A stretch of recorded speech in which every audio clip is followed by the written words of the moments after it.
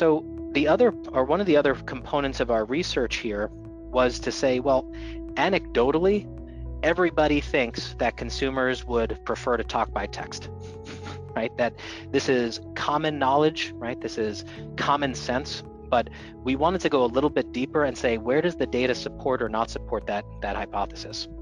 And what we found is that, in studies done like here, where we're representing from McKinsey and Company and others, that beyond anecdotally, the preference for the consumer to speak through digital channels is impressive. It's overwhelming.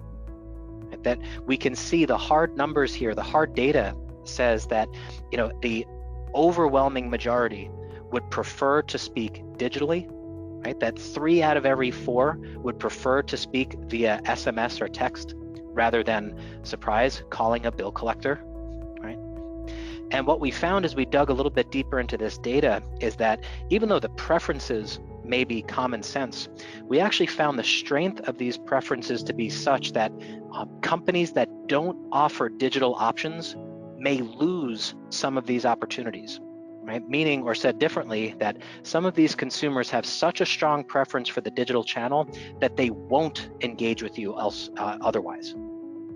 So what's happening here is that law firms and agencies and other companies in this space who are not leveraging digital tools are leaving opportunities on the table, right? There are consumers with whom you cannot reasonably engage, right? Shy of a lawsuit, where you don't have the right digital channels with which to engage them.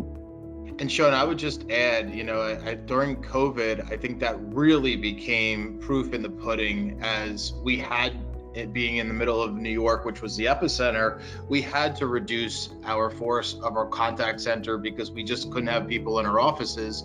And it was amazing how much better production we got from our contact center when we started engaging with text messaging and chats as well as emails. So it really did help it up. And sorry, my dog is agreeing with me behind me, but it really is something that helped out significantly. Yeah, and if I recall, Scott, I know that as you and I were looking over, some of your speech analytics data and really getting into those root causes, you had mentioned some startling number about just the percentage of consumers who are calling in saying, "Hey, is there another way? Right? Do I have to actually call you, or can I do this online?" Exactly, and I think that's something that we saw was just really, in many ways we were extending the timeout because we weren't being efficient with giving the consumers the opportunity of direct answers to their questions. Just simply, what is my account number? I'd like to make a payment. Could I just put that information in?